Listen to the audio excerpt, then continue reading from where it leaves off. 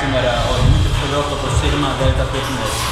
Σήμερα σε αυτό το βίντεο θα ασχοληθούμε με μια προπόνηση δικεφάλων για την ακρίβεια του πίσω τις 3 καλύτερες ασκήσεις κατά την άποψή μου, τις οποίες μπορείς να εισάγεις στην προπόνησή σου για τα δικέφαλα. Ξεκινώντας με τις έξεις μιας βάρας, πιάνετε αυτή, ξεκινάτε την προθέρμανση χωρίς κουρά εννοείται, έτσι, η γραμμή να είναι σχετικά στενά, ώστε όταν πιάνετε την μπάρα να έρχονται οι αγκώνες όσο το δυνατόν πιο κοντά στο σώμα, έτσι. Πάτε ελαφρώς στα γόνατα και κάνετε την βγάζετε λίγο προς τα πίσω και αναβαίνετε προς τα πάνω, έτσι. Το λάθος είναι να εκτελείτε την άσκηση μέχρι ως εκεί που δεν πάει. Εκεί σταματάει το δύο δικέφαλος. Κατεβάζετε κάτω και όταν τεντώνετε τα χέρια το ξαναβάζετε ως εδώ. Και πάτε πάλι.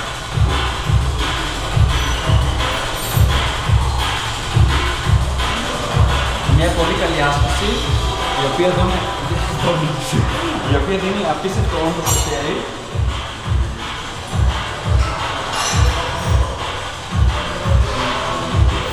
Και στην οποία μπορεί να παίρνετε πολύ ωραία την αρνητική κίνηση μαζί.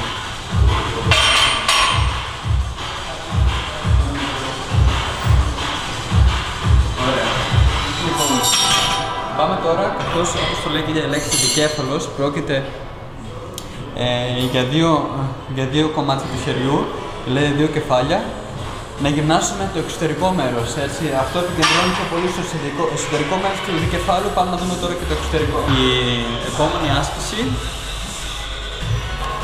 φαίνεται δύο αλτήρες και όπως θα καταλάβετε στη συνέχεια, καθώς γυμνάζετε τα δικέφαλα, δεν μπορείτε να κάνετε πολλές διαφορετικές κινήσεις, η κίνηση είναι πάντα η ίδια.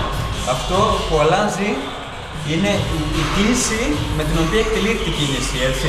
Όπως κάναμε στην προηγούμενη άσκηση με την μπάρα, αυτού του είδους, τώρα πρέπει να κάνουμε το αντίστοιχο για το εξωτερικό μέρος του δικεφάλου, τα λεγόμενα hammer curls. Οπότε κατεβαίνετε πάλι ελαφρώς στα γόνατα, οι αγκώνες κοντά στο σώμα και ανεβαίνετε έτσι κάνοντας φιλιά.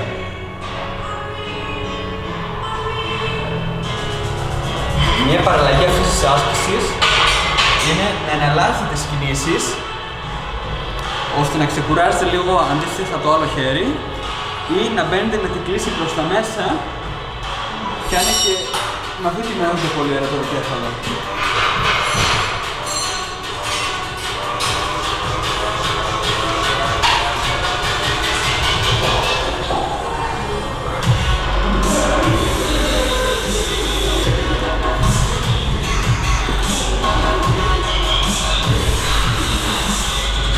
Ωραία λοιπόν, και πάμε να δούμε και την τελευταία άσκηση. Λοιπόν, και στην τελευταία άσκηση χρειαζόμαστε ένα πάγκο. Αυτό το ρυθμίζουμε αντίστοιχα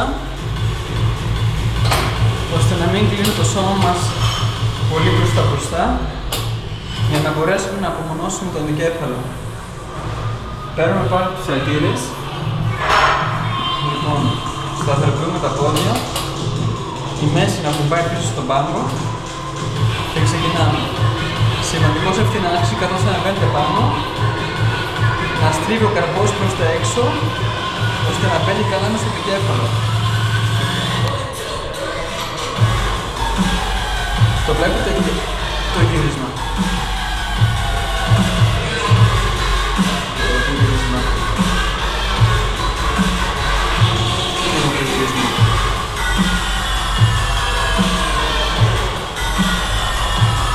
Μια πολύ ωραία άσκηση, την οποία συνιστώ να κάνετε στο τέλος της προπόνησής σας.